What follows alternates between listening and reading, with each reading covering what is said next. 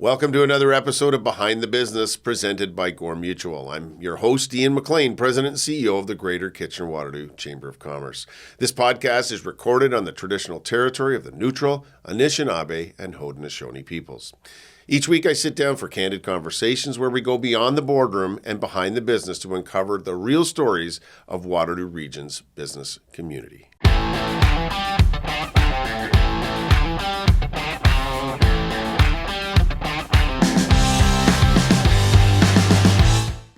Today on the Behind the Business podcast, we're joined by one of Canada's leading economic voices, Pierre Cléroux, Vice President Research and Chief Economist at BDC. With more than 25 years of experience shaping economic policy, advising governments, and analyzing business trends across Canada and globally, Pierre brings a unique perspective on what's driving success and risk for today's entrepreneurs. In this episode, we go behind the headlines to unpack the current economic climate, what it means for Canadian businesses, and how leaders can make smarter, more strategic decisions in an increasingly complex environment. We'll also explore Pierre's own career journey from public policy to global advisory roles and the lessons he's learned along the way. If you're a business owner, executive, or emerging leader looking to stay ahead of the curve, this is a conversation you won't want to miss. Join me in this episode as we go behind the business with Pierre Cléroux. Well, we're excited to have you here today, Pierre. Thanks for making time in your busy schedule. Well, I'm very, very happy to be here today. And I know you're on a bit of a tour. You've been in Stratford at the Chamber of Commerce. You're all around, and you do a lot of speaking across the country. And it's always valuable for us to have a better understanding of what BDC does and how it works with small business and chamber members across the province. Especially right now, there's a lot going on. Absolutely. Let's dive in. Before we kind of get to some of the topics du jour, you've had a very fascinating career spanning both public policy, global advisory roles, and now you're leading the economic research as Chief Economist at BDC. Looking back on your career path and choices, what drew you to the line of work in terms of economics? What drew you to it? Well, I did my degree in economics, and I always work in economics, but for different organizations, different places, including different countries.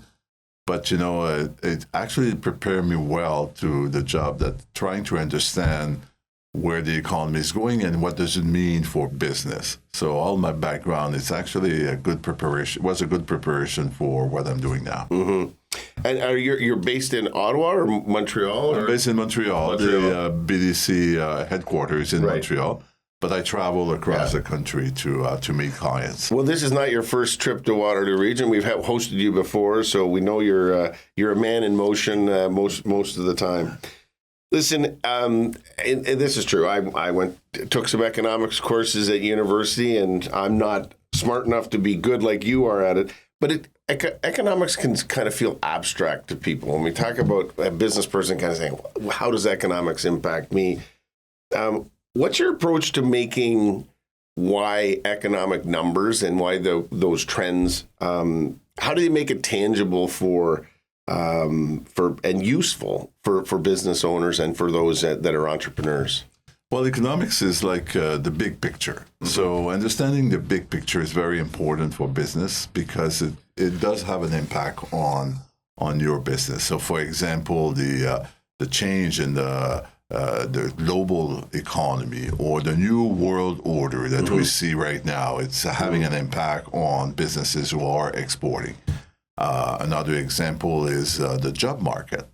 It's very important for business because it does have an impact on the salary increase, which is directly related to the cost of doing business, but also on the availability of workers. So all these macro factors that we're looking at, they often have a direct impact on the business. So we try to make the link between the macro and try to make it understandable for businesses in their own operation.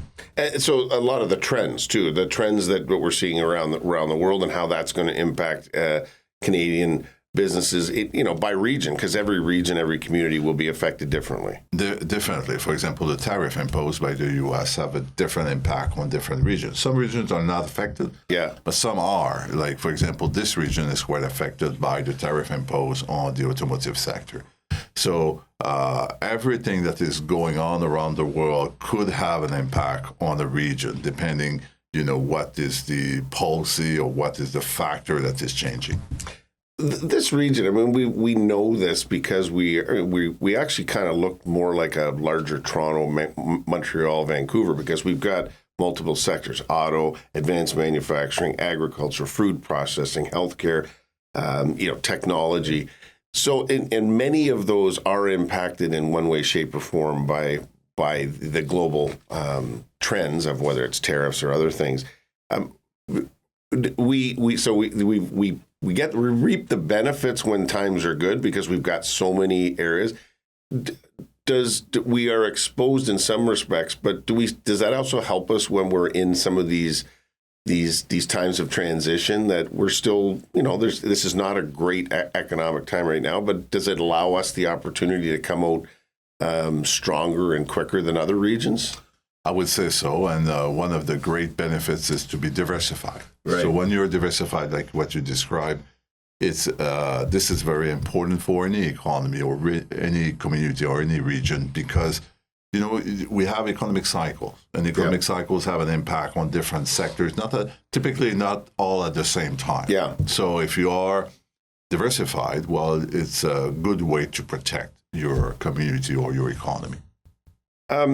How does BDC balance? Because you do a couple of things. You are a bank, but you're a bank for entrepreneurs, and you have a different risk profile for how you invest in businesses and entrepreneurs. But you're also a strategic advisor to Canadian business. One of the reasons that you've been a sponsor of our radio show for quite a while, and we have you back here, is to let businesses know that you have the strategic advisory part of your workforce, as well as being a complementary or a tertiary lender that can support business in a way that traditional banks and lenders can't. Yeah, and this is an important role for us. Not only we provide financing at the different level or different part of life of the business, but we also provide advisory services. And in our research, when we look at what is the impact of BDC on Canadian businesses, what we find is businesses who have both financing and advisory services, actually our impact is bigger. Mm-hmm. They grow faster than other businesses. So financing is important. We need it, but it's not all about financing. Also advisory, coaching, having access to some advice is also very important for business. And so when I talk to Josh and Kirk here in the local market, building the relation. I mean, business is about building relationships, either with your customers or your professional partners. The more that businesses have that relationship, whether it's using the strategic advisory services, it makes your BDC staff around the country understand the business itself, so that you're a step ahead when you are looking for purchasing a building, expanding into new markets, those sorts of things. Definitely. And we also, something we do more and more is we put businesses together. Right. So we organize meetings. Like, for example, at lunchtime, we have a meeting with EDC, with some manufacturer in the region, advanced manufacturing, and to talk about the economy, but also to talk about the opportunities that the transformation of the Canadian economy is providing. So this is a way to share information, but this is also a way to build network, because that's a good forum for business to meet other businesses that sometimes they don't have the chance to do it. So we try to build network as well.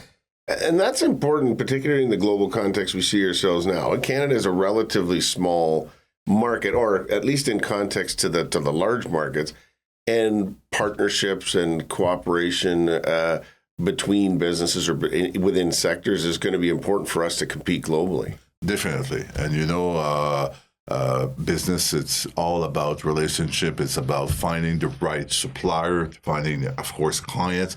So by meeting more businesses, you get a better chance to find partners that you can do business with. Sounds like an infomercial for Business After 5 networking events with BDC and Chambers. Listen, you and your team are constantly analyzing trends. I see you on the news doing hits on the latest numbers that are coming out and the trends that are coming out. What are the indicators you're personally watching most closely in today's environment? Because there's lots to choose from. Yes. Look at Middle East and oil prices. You can look at where interest rates are going and what inflation's doing. What are the ones that and in what sequence do you watch them as markers for how you can explain to Canadians what's coming? Well, interest rates is an important one because it does have an impact on business and also on consumers. When you negotiate your mortgage, the level of interest rate is very important. Employment, it's a good indicator about how the economy is performing, and it's the first indicator that we have. The GDP number is lagging, so actually the number of jobs that we are creating or not, it's a good indicator about the wealth of an economy. So that's probably the two indicators that I'm watching the most. I was at I was giving a speech at the Project Management Institute last weekend, and someone from Toyota was there talking about, and I wonder, I don't know if you may not be able to answer this, but there's all the concern about AI and what that's doing in the economy and what will be the ripple effects. I found it interesting that in the context, at least of Toyota, he said, look, AI is coming. We don't see that as being any meaningful reduction in employment. We see that it may change some of the functions of the people, but you're going to need people on the line. You need the human part. But AI can help you become more efficient, more productivity come out of your workers. That's unique, presumably to Toyota. Do you see there being a yin and yang of AI? I mean, it's one of those things that are coming in. And how should businesses be thinking about AI as it starts to emerge? Well, I agree with that. I think AI could replace some tasks and make people more efficient, but I don't think it will replace people. And two reasons that I believe that. First, remember when internet came in. Right. There was some experts saying that all the job will be gone, which that didn't happen. We are working differently. Mm-hmm. The business models are different. Now we sell online, which was not the case before. So things have changed and some jobs have shifted, but we still have, we have more jobs today than when internet came in. So that's the first thing. The second thing is we see in our research that businesses were investing more in technology. Mm-hmm. So at that time was digital technology, automation, or AI. They actually grow faster than other businesses because they are more competitive. So these businesses, they don't kill jobs. They continue to create jobs. Despite that, they are more efficient. Their productivity is increasing. They use technology to be better. But because they are more competitive, they are growing faster. So technology in the past anyway didn't kill jobs. It just create opportunities, just make businesses more efficient. And that's the trick for small and medium-sized businesses, is to take advantage of how they can be more productive and get into new markets and leverage that technology. There's been lots of, and so let's move on to some of the issues which are obviously on top of people's minds. There's been a lot of conversations about inflation and interest rates. They're connected. Donald Trump's praying that he's going to get someone in who will just artificially lower inflation or interest rates, notwithstanding what we understand about how that might impact inflation. What's your current outlook? And so that's in the U.S., but I think everyone's conscious of how do we make life more affordable? Well, interest rates would be one option. On the other hand, that will have the likelihood of increasing inflation, which just reduces your purchasing power, whether it's for a business or an individual. How are you looking at the outlook for Canadian business in particular around those two issues, interest rates and inflation, over the next 12, 18, 24 months? We are in good position in Canada. Interest rate has been going down because inflation is under control. So the last number of inflation is 1.8% in February, which is right at the target of the Bank of Canada, which is 2%. Yeah. So they have reduced interest rate, and the policy rate now is 2.25, which is relatively low for Canada. Now you have the shock of the oil price. Yeah. And I can tell you already that the next number for inflation in March is going to be higher because it's, we pay more for gasoline. But it's not going to change the interest rate because it's an outside impact coming from outside. It's not because the Canadian economy is overeating. Inflation is going up just because, there's a war in Iran and the oil price has been increasing.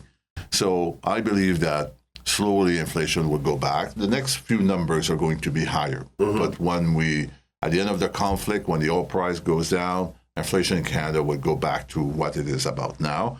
And I don't believe the Bank of Canada will change its policy because, like I said, the economy is not overeating right now. It's actually a bit slow.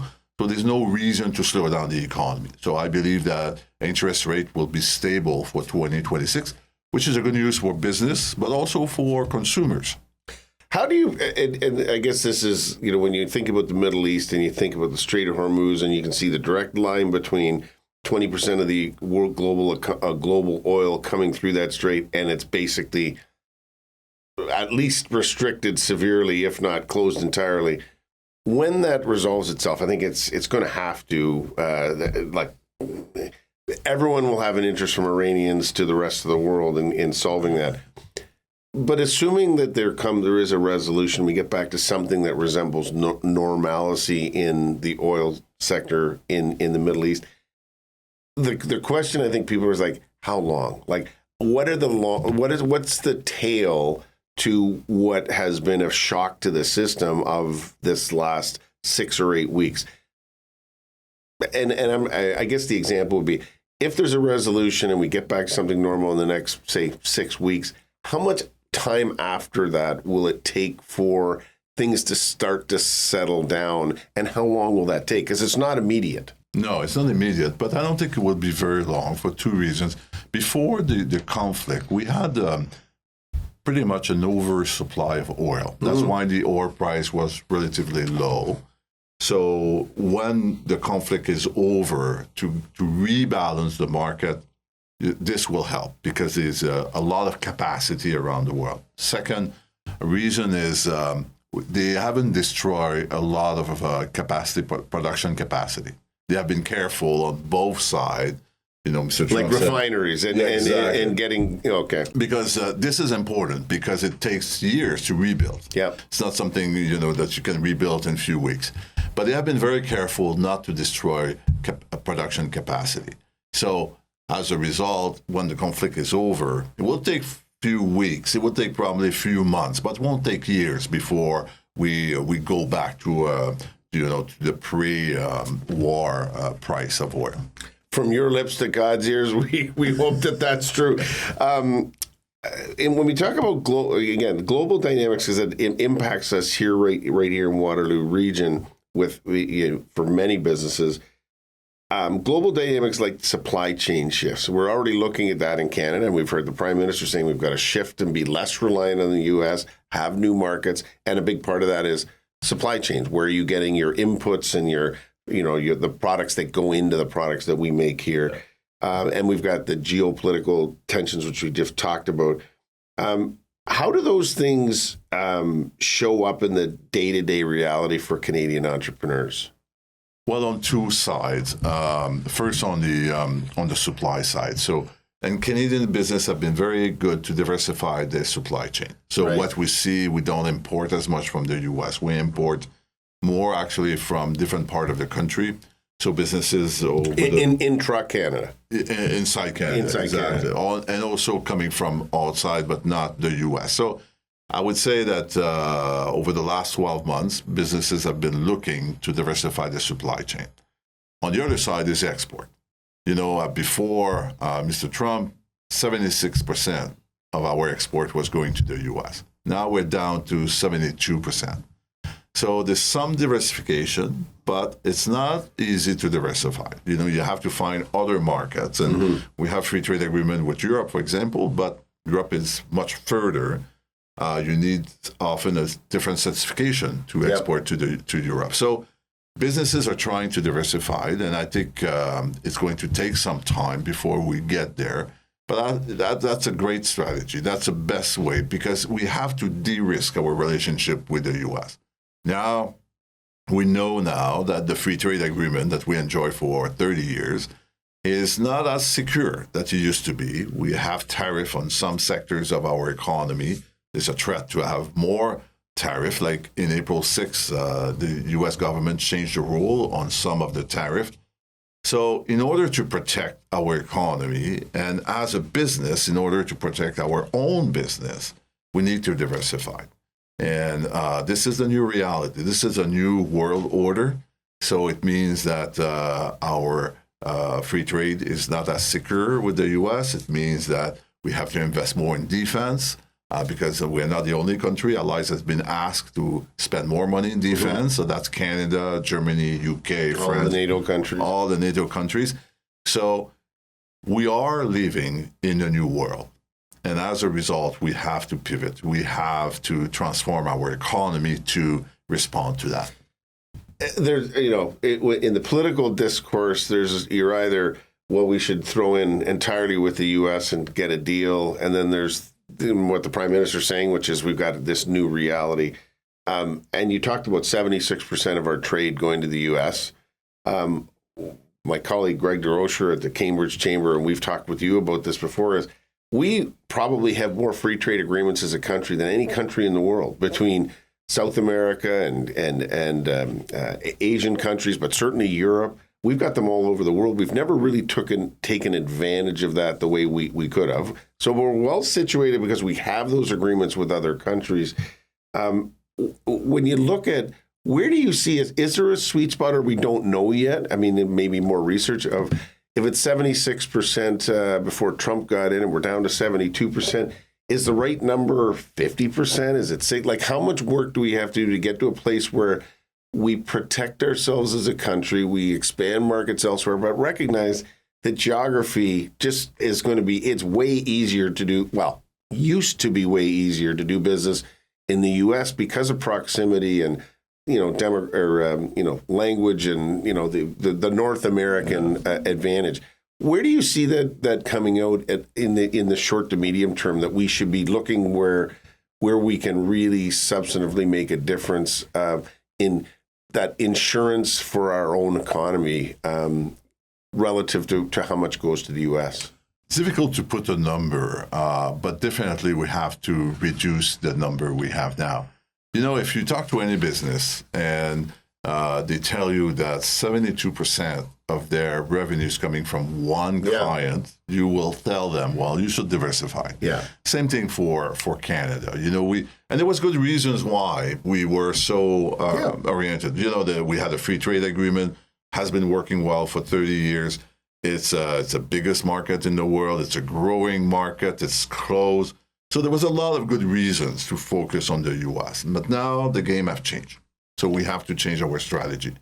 So I believe that the U.S. will remain our number one trade partner. Yep. But we have to protect ourselves as well. So is the number 50% or 60%? I'll give you an example. British Columbia export to the U.S. represent only 50%. Because they have access to Asian markets. So they are very close to, they're not very close, but they're closer. On that coast. On that coast than we are.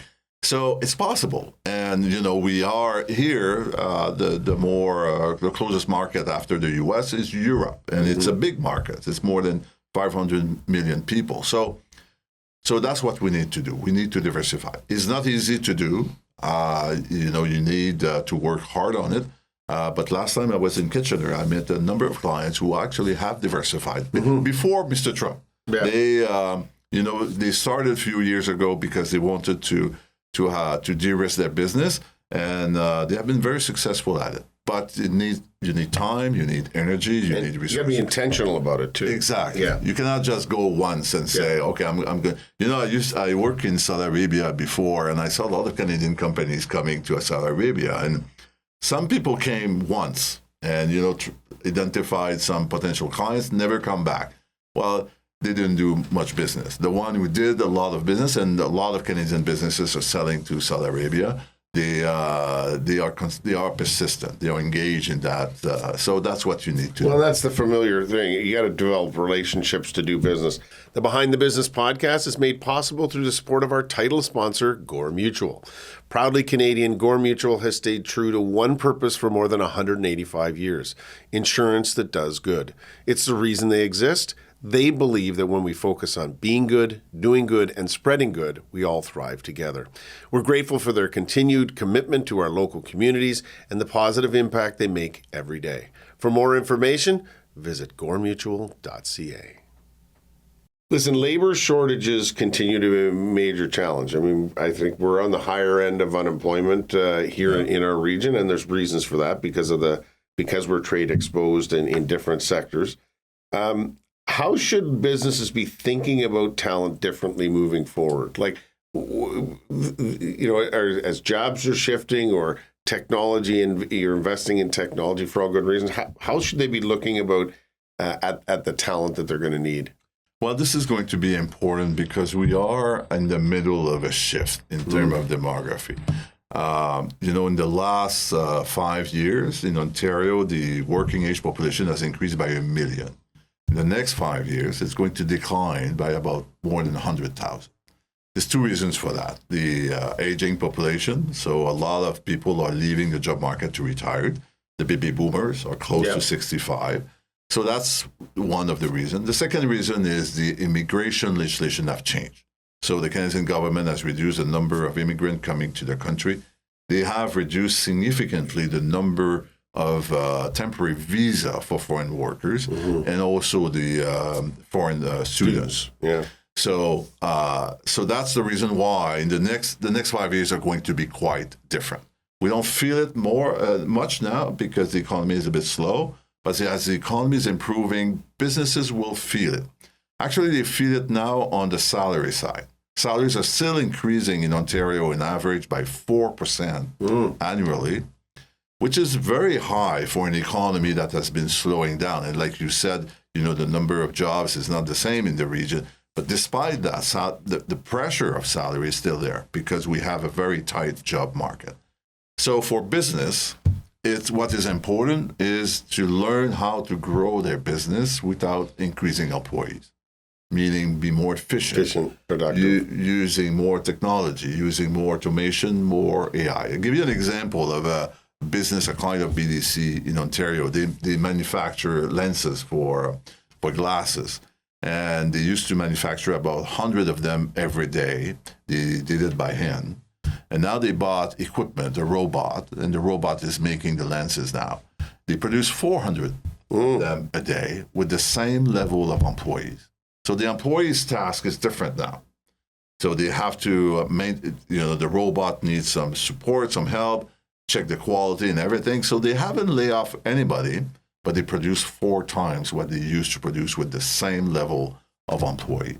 So this is where we're going. This is the future. If you want to have success in the future, that's what you need to do. So there's two things. I mean, as you grow, I mean, and Canada does rest on growth. I think the global economy actually does rest on growth, and for us, immigration is going to be. We just are not having enough. Canadians are not having enough population growth. We're going to need immigration over the longer term, but it's the dual part of immigration is going to be important. But right now, the technology that you're talking about is that productivity through innovation and et cetera. I mean, that is a change because we've always been able to get by on the probably less scary side of what you've described. But that what you're describing is that is the path for the future. Yeah. But you're perfectly right. We have been used to have a lot of people. The baby boomers first, they were born in Canada. After that, we have strong immigration. Like in Canada, the last 5 years, we had 3.6 million people coming to the country. In the next 5 years, it's going to be 900,000. So major shift. And there was a reason, we can question that, but there was a lot of pressure on infrastructure, on the healthcare system, on education, on housing. So the government changed the path. But the reality is the abundance of workers we had in the past is not going to be the case in the next 5 years. So businesses have to change their strategy. They have to invest more.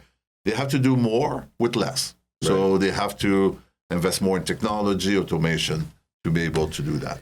Now, as Canada looks to strengthen its, we talked about, we mentioned NATO a little earlier, and the growing investment by Canada, huge investment actually over the not the short term, long term. Whether you talk about shipbuilding, you talk about airplane or jets, investment in actually having more boots in the Army. All of the equipment. We just had a huge announcement at Colt Canada, which is based here in Waterloo Region, of over $360 million over the next 10 years for firearms and ammunition. The defense sector is going to drive the economy here, because for the most part, we were spending and sending that money elsewhere for the things we were spending on. Where do you see, in terms of defense and the economic sovereignty of Canada, because I think what we hear the Prime Minister, you talk about that, is repatriate or diversify. We're seen as an opportunity for others in NATO to fulfill on the manufacturing side for defense procurement. I don't exactly know what my question is, in as much as we've got an opportunity for Canada in the manufacturing and being a producer and a provider of. Is that opportunities for real growth opportunities for Canadian business and supply chains that support it? Definitely, for two reasons. We used to invest about $20 billion every year. We're going to double that. Even in 5 years, we're going to spend almost $60 billion every year for defense. But more than that, the Canadian government has decided to build a Canadian supply chain. Right. In the past, we would buy whatever is available, and if it's coming from outside the country, that was fine.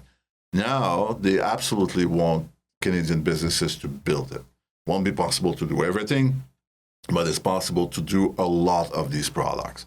So this is a game changer. This means a lot of opportunities for Canadian businesses. Manufacturing is going to be a big sector of that, but technology as well, because nowadays, in every military aspect, technology is involved.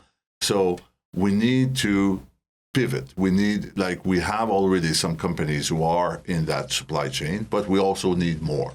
So we need businesses in the aerospace, in the automotive sector, people who are making parts to be part of the supply chain if we want to be able to grow as the military. And on top of it, we are not the only country doing that. So there's also opportunity in other NATO countries, because everybody is investing more because, we don't have a choice. It's the new world order. So everybody is investing more. That means that opportunities are in Canada, but also outside Canada. And I think when you talk about defense policy and you talk about billions of dollars, a small business in Waterloo Region, I couldn't possibly be part of that. But the supply chains you're talking about, when you think about Ukraine and you see some of the reports of how they have are fighting a war against Russia, and they're producing thousands and thousands of drones in Ukraine with. And think about all that. We have the drone. We have drone makers here. We've got small robotics companies, and you can see it in the battlefield. It's actually, many things are getting smaller, and those supply chains. We already have some of that capacity here in the technology space, in the aerospace. So those are opportunities for small business to be part of what is going to be a huge business sector, which to this point does not exist in internal to Canada. Definitely. And that's why I'm pretty optimistic, because everywhere I go, I see a lot of interest. Businesses are interested to be part of that supply chain, and they are looking for certification right now. So there's going to be opportunities and also a lot of interest on the business side. So I think we will succeed to build actually a defense supply chain in Canada.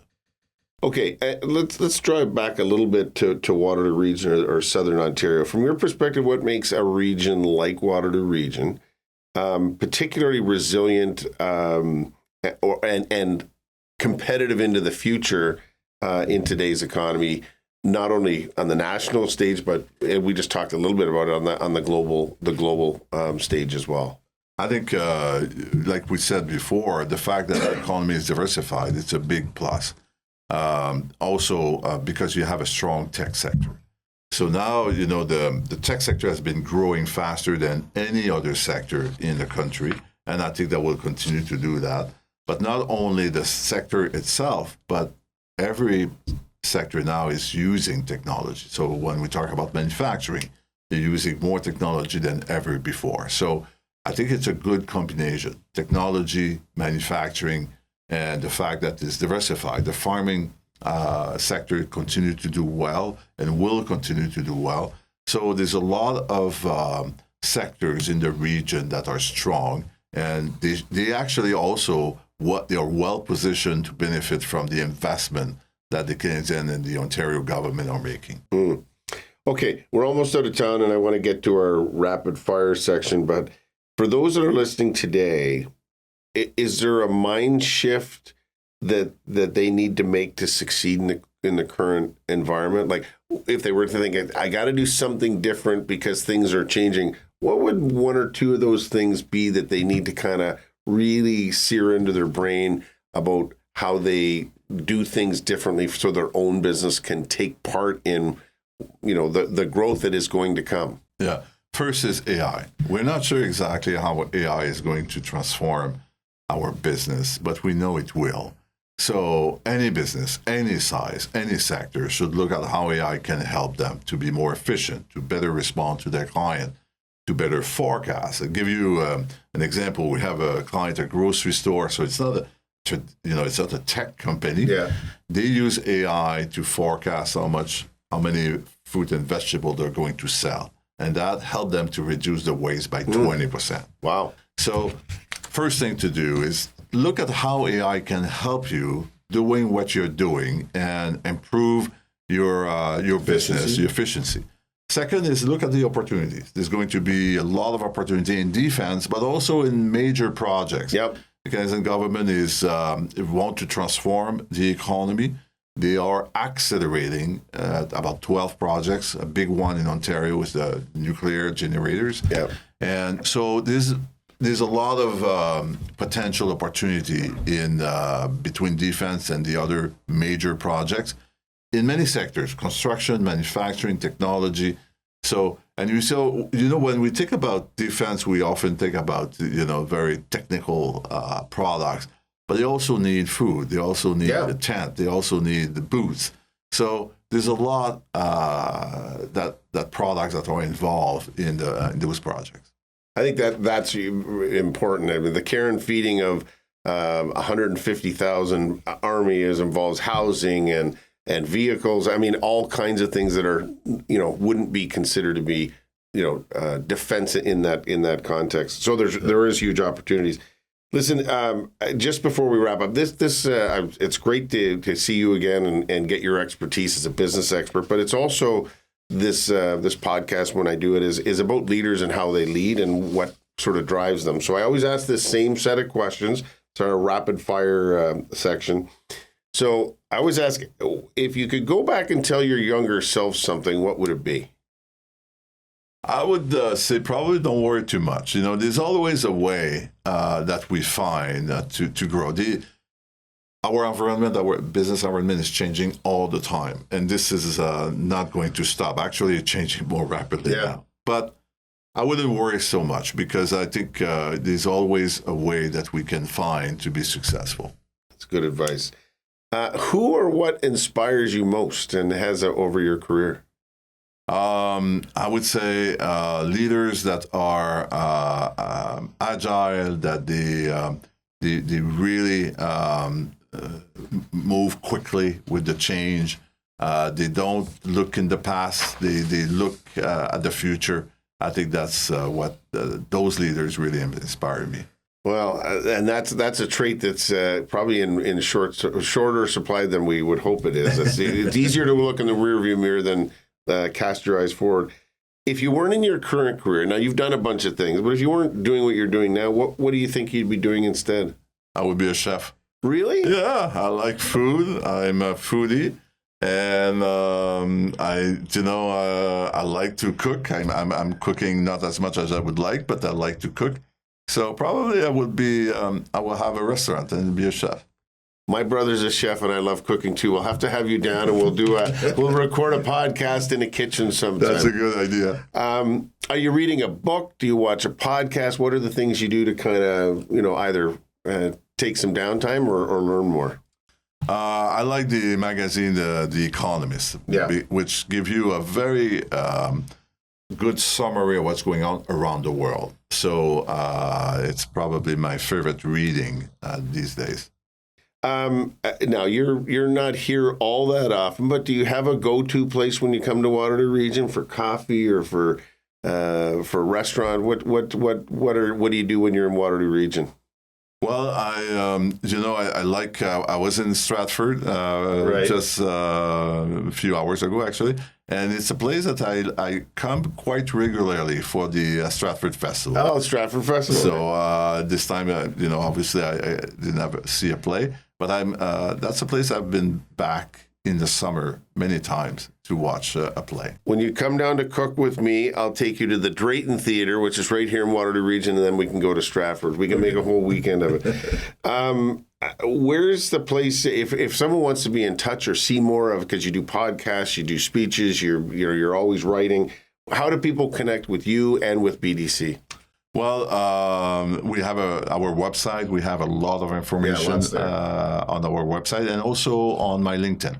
So I try to post twice or three times a week about economic news. So, for example, I will comment on the job numbers or interest rate, or what I hear from businesses. So it's a good place to. And what's that? Is that just Pierre? Pierre Cléroux on LinkedIn. Okay, so just on LinkedIn. There's not a lot of Cléroux. No, there wouldn't be. And if you go BDC and Pierre, you're going to find me. Listen, I really appreciate it. I know you're Stratford this morning here, and then you're off to your other event, and then probably back to Toronto or Montreal. Really appreciate you squeezing some time in to be with us today and do this podcast. Really, really helpful, and thanks for spending time with us today. Well, it's my pleasure. It's always it's great to be with you on this podcast. Thank you. Thank you for joining us for another episode of Behind the Business, proudly presented by Gore Mutual, insurance that does good. New episodes drop every Thursday, so be sure to tune in next week. You can also visit greaterkwchamber.com to catch up on past episodes anytime. We'll see you next time as we continue to go Behind the Business.